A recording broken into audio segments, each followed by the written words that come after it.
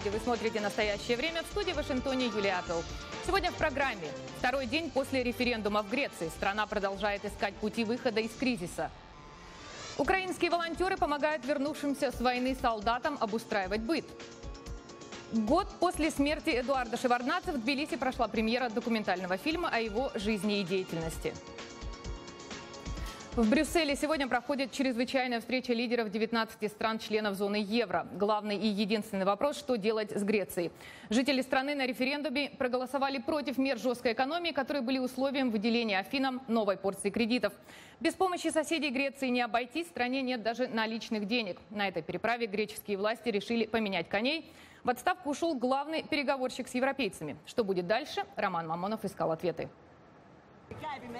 Теперь уже бывший министр финансов Греции Янис Варуфакис, отрицающий костюмы и галстуки и измотавший нервы европейским переговорщикам, ушел в отставку столь же эффектно, как и ворвался в большую политику. Растолкал журналистов, сел на свой байк и укатил за горизонт с неизвестной миру блондинкой за спиной, оставив репортеров и миллионы соотечественников, сидящих без наличных денег.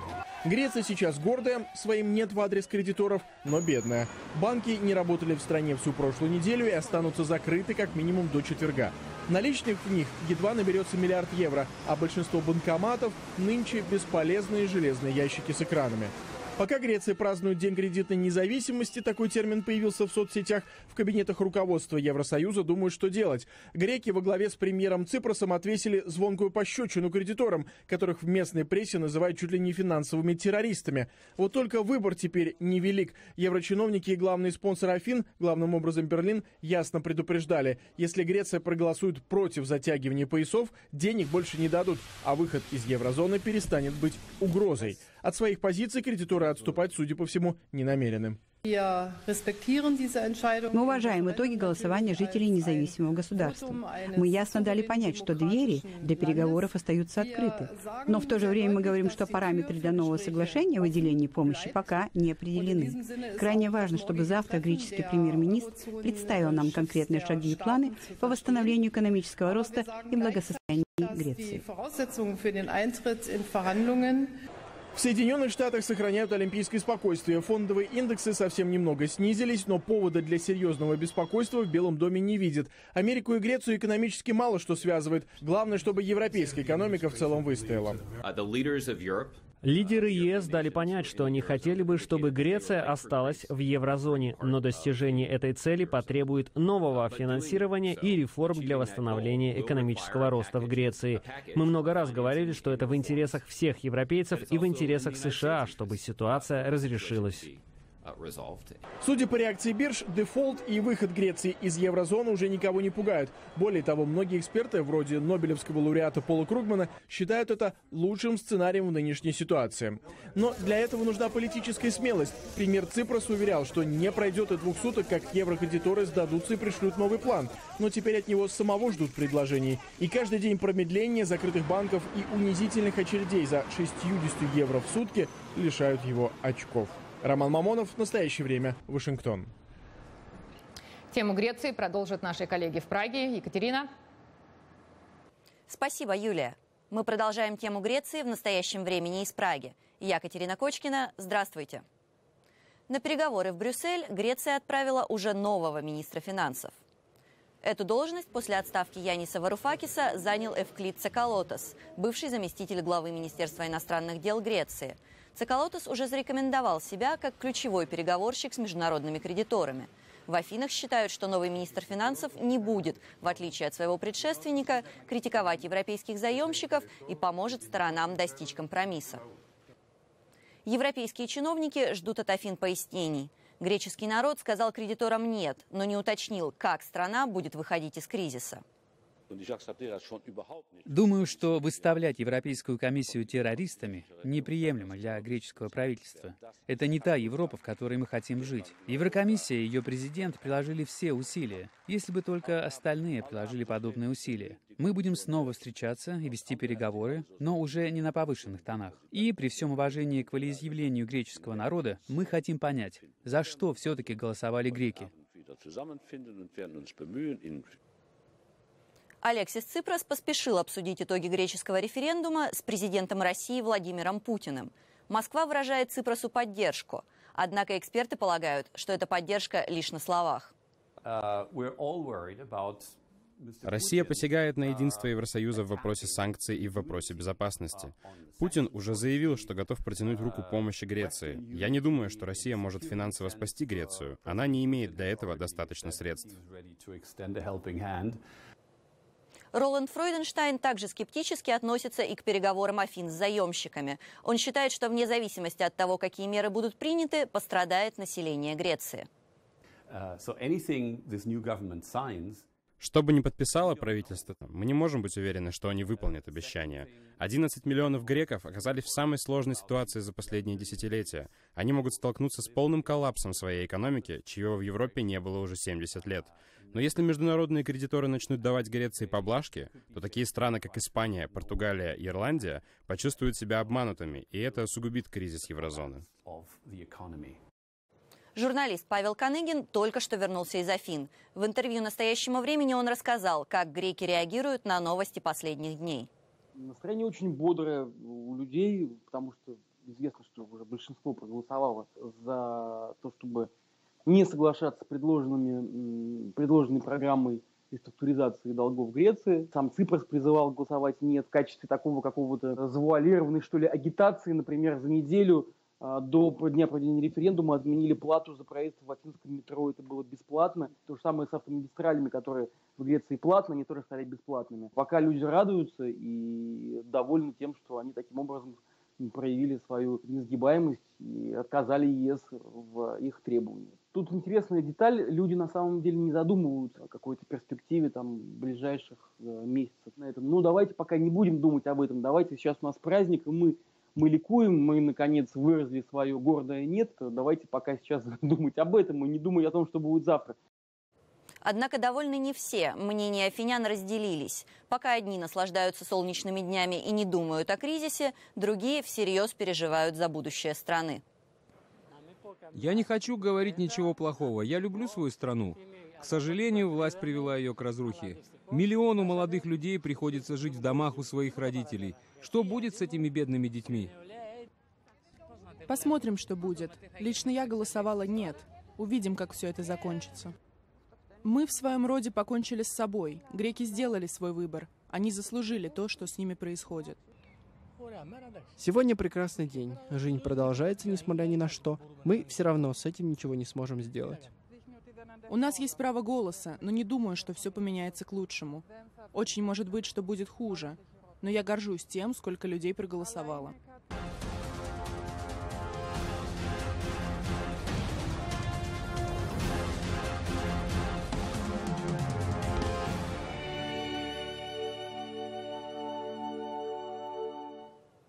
Ремонт для солдат украинской армии даром или по льготным ценам. Волонтеры обустраивают быт бойцов, вернувшихся с Донбасса, а также семей, потерявших родных на войне. Что уже сделано, расскажет моя коллега Ирина Кононенко.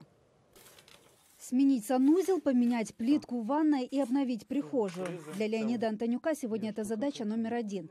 Для бывшего бойца в зоне конфликта это возможность не только сделать ремонт в квартире, но и начать новую жизнь. Но сегодня моей зарплаты военного в 2500 гривен не хватает на ремонт. Государству нет до нас дела, поэтому ищем другие выходы.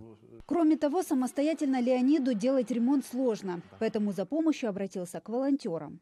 Солдатам не только потрібні бронежилеты и каски. Дело в том, что солдатам нужны не только бронежилеты и каски. Нам нужно знать, что пока мы на фронте, о наших семьях кто-то позаботится. Волонтерская группа «Стройбат» появилась несколько месяцев назад. Помогают всем – и вдовам, и раненым бойцам, и тем семьям, мужчины которых сейчас воюют в зоне конфликта. Активисты группы ищут мастеров, которые помогут в строительных работах со значительной скидкой или совсем бесплатно. То есть это трубы текут, там горячей воды нет, потому что прогнили. Так обои, то есть абсолютно разные. Бывает, там перестановку она не может сама сделать, и просто нужна мужская сила. Активнее всех за малые деньги или совсем даром предлагают свою помощь вчерашние солдаты. Ирина Кононенко, «Настоящее время», Киев. Сувенир с войны – так называют свои изделия харьковские художники и волонтеры. Правда, на привычную для всех безделушку это не похоже. Традиционные национальные и патриотические мотивы художники рисуют не на магнитах и открытках, а на гильзах, патронах и армейских ящиках. Подробнее Ольга Калиниченко. Свою первую работу художница Ира сделала для выставки еще в январе. Тогда она разрисовала армейский ящик в цвета национального флага. Спустя полгода, смеется волонтер, самодельное производство стало на поток. Боевые полотна художницы привозят волонтеры с фронта. Их отмывают, шпаклюют, грунтуют, и только потом мастер приступает к росписи. Ну, рисунок, естественно, это то, что на тему, за которую борются наши ребята там. Чтобы рисунок был стойкий, изделия покрывают лаком. Как только он высыхает, лот выставляют на аукцион в Facebook. Мы выставляем фото каждого лота с описаниями. Даже есть описание либо с описанием художника, с описанием, откуда лот привезен. Вот в зависимости от сложности работы мы выставляем начальную цену, а дальше уже каждый из покупателей, которые хотят поучаствовать в аукционе, они уже ставят свою ставку. Цена таких изделий варьируется от 100 гривен. Самая дорогая вещь, которую продали волонтеры, разрисованную каску, забрали почти за 13 тысяч гривен. Все вырученные деньги волонтеры тратят на бойцов. Они закупают им военную форму, технику, разгрузки и современные тепловизоры. Так как пользоваться теми, что выдала ВСУ, армейцам просто нет смысла. Нового образца тепловизоры, они являются дальномерными, там устроено много функций. Она старого, то есть там все разграничено, и ламповый метод, так скажем, советский. Да?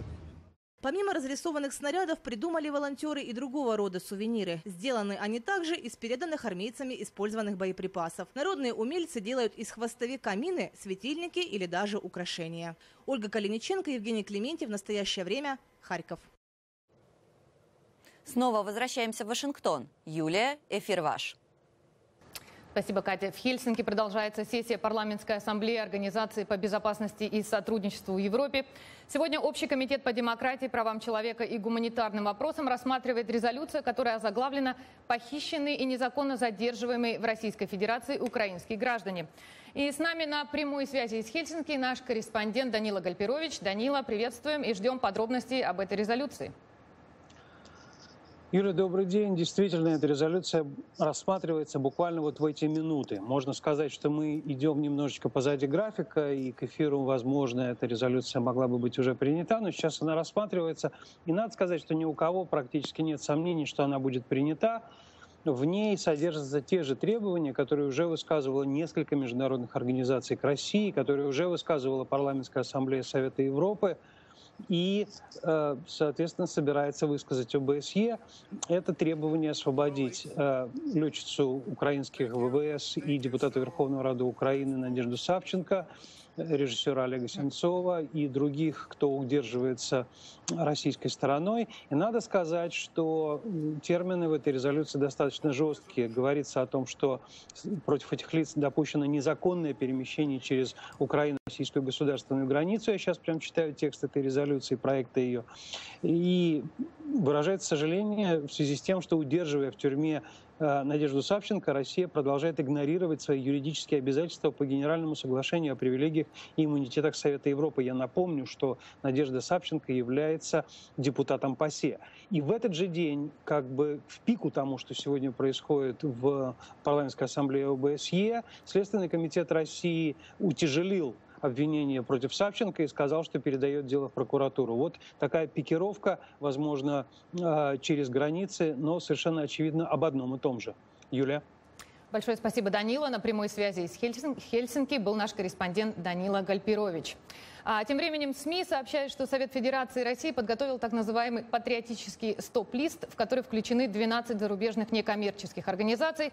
Список будет направлен на рассмотрение в Генпрокуратуру и МИД РФ в среду. Согласно российским источникам, в стоп-лист входят американские НКО, в том числе Фонд Сороса, Национальный фонд демократии, Международный республиканский институт и Freedom House. На протяжении столетий Америка и Франция были союзниками. И хотя эта дружба не всегда была безоблачной, две нации остаются верными друг другу. Эти заявления сделал в Вашингтоне министр обороны Франции Жан-Ив Ле Дриан.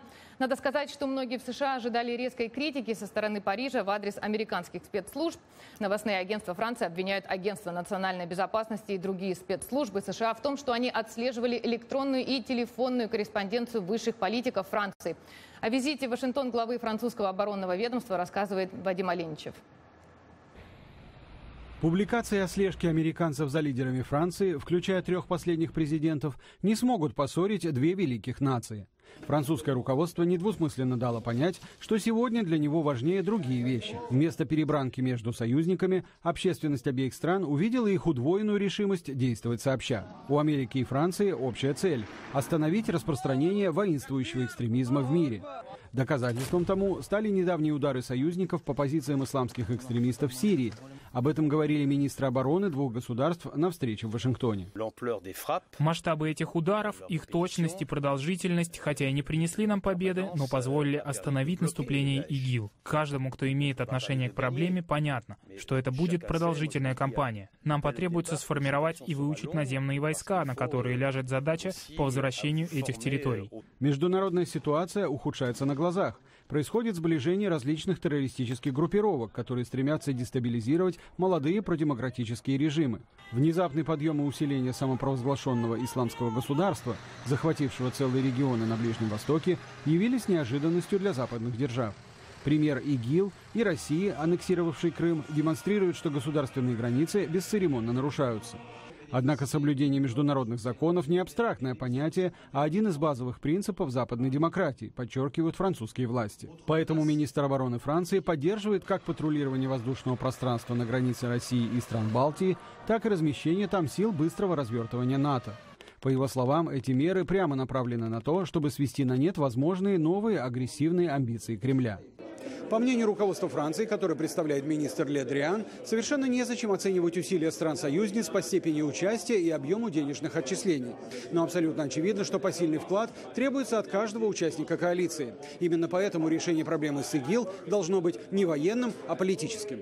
Позиция французских властей ясна. Статья номер 5 Устава НАТО должна быть обязательством каждого из субъектов Альянса по отношению ко всем остальным. И Соединенные Штаты могут рассчитывать на победу над ИГИЛ только если заручатся твердой поддержкой своих союзников. Вот почему будущее американо-французских отношений, без сомнения, откроет дорогу к новым возможностям достижения мира и стабильности. Вадим Оленичев, Андрей Дегтярев. Настоящее время. Вашингтон. Сегодня в Сенате обсуждается стратегия борьбы с так называемым исламским государством. В слушаниях участвует глава Объединенного комитета начальников штабов генерал Мартин Демпси и министр обороны Эштон Картер.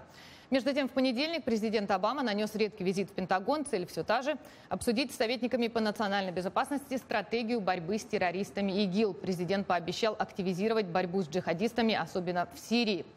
И с нами корреспондент русской службы «Голоса Америки» Александр Григорьев. Саша, добро пожаловать. Вопрос, почему президент обратил особое внимание именно на Сирию?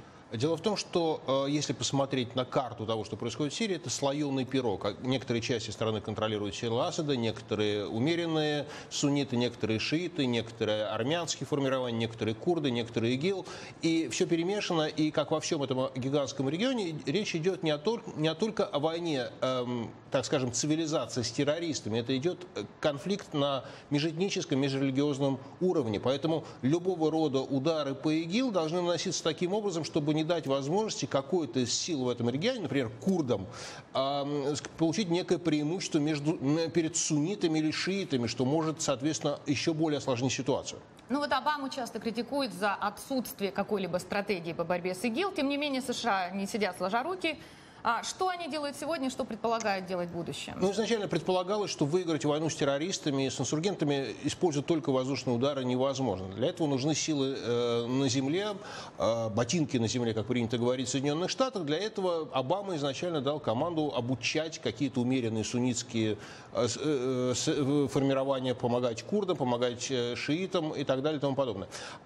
Процесс идет сложно. Боеспособность этих формирований, особенно курдов, в последнее время возрастает возросла, но говорить о том, что они могут получить вот решающее преимущество над ИГИЛ, и даже в случае одержания полной военной победы ИГИЛ не мутирует и не уйдет в какие-то подпольные ячейки, пока невозможно. Спасибо, Саша. С нами в студии был наш корреспондент Александр Григорьев. И другая тема. Переговоры по ядерной программе Ирана продолжатся после истечения назначенного крайнего срока, сообщила глава внешнеполитической службы ЕС Федерика Могерини. Ожидалось, что переговоры по заключению долгосрочного соглашения будут завершены к 7 июля. По словам Могерини, встречи в Вене с участием Ирана и 6 стран-посредниц продлятся еще несколько дней. И теперь мы передаем слово в Прагу. Катя? Грузия вспоминает Эдуарда Шеварднадзе. Прошел ровно год со смерти известного на весь мир политика. В Тбилиси в этот день состоялась премьера документального фильма о его жизни, созданного на основе мемуаров самого Шеварднадзе. С подробностями наш корреспондент Зураб Дваля. Событие оказалось и вправду незаурядное. В главном театре страны собрались министры и чиновники, много лет проработавшие с Эдуардом Шеварднадзе, занимавшие ключевые посты в его правительстве. Большинство выходцы из партийных и советских структур. Продюсер картины – дочь Эдуарда Амвросиевича Манана. Ровно год сегодня, как его нет с нами, поэтому мы решили в память о нем снять эту картину. Некоторые в Грузии плохо к нему относятся, многие, наоборот, восхищены им. Думаю, что реальная оценка его личности где-то посередине. Фильм «Секунда страдания. Сиюминутность» создан на основе мемуаров Шеварднадзе. Фактически это его размышления о пройденной жизни, включая все периоды от первого секретаря Компартии Грузинской ССР до президента независимой республики. Много сказано о личной дружбе с западными лидерами конца 80-х и о успехе на международной арене в ранге главы МИД СССР. Но тема возвращения и работы в Грузии – самый эмоциональный фрагмент картины. Есть и моменты откровенного покаяния за то, что не смог, что не удалось сделать для собственной страны. Каким бы ни было отношение у кого-либо к периоду правления Шеварднадзе в Грузии, есть и критики, и оппоненты. Реальность такова. Это был человек, который сыграл большую роль среди мировых политиков в развитии международных отношений. Эдуард Шеварднадзе действительно оставил заметный след как в мировой политике, так и в Грузии, где находился в руководстве республики в общей сложности около 30 лет. Гражданская война, отторжение Абхазии и Южной Осетии, разгул мафиозных кланов, коррупция и разруха с одной стороны, но и первые шаги по направлению европейского пути и интеграции в НАТО с другой. Он сумел сделать то, что он сумел. Это становление Грузии, всех ее институтов, это процветание в тот период уже Грузии, это реализация грандиозных проектов. Те же самые нефти и газопроводы, это его детище, его личное детище, это признавали другие президенты, и Гейдар Алиев, и другие. Шеварднадзе любил говорить про себя. Один грузин Сталин разъединил Германию, а другой объединил. Что ж, факты на мировой политической арене белому лису действительно удалось куда больше, чем у себя на родине. Зураб Двали, Гога Чкони и Давид Симонишвили специально для программы «Настоящее время». Древний славянский праздник Ивана Купала масштабно отпраздновали в Национальном музее народной архитектуры и быта Украины.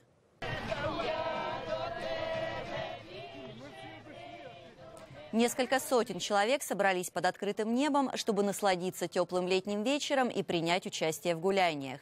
Их ждали плетение венков и пускание их на воду, торжественное зажжение огня, хороводы и многое другое. Народные гуляния прошли по всей стране. Сильный зной в Европе заставляет многих искать новые места, где можно освежиться. В Эстонии туристы и местные жители купаются между помещениями заброшенной тюрьмы. После распада Советского Союза тюрьму закрыли, а известняковый карьер, в котором она находилась, затопили. Сейчас разрушенное здание стоит посреди красивейшего озера. Каждые выходные сюда съезжаются желающие спастись от жары. Репортаж Даниила Галайдова.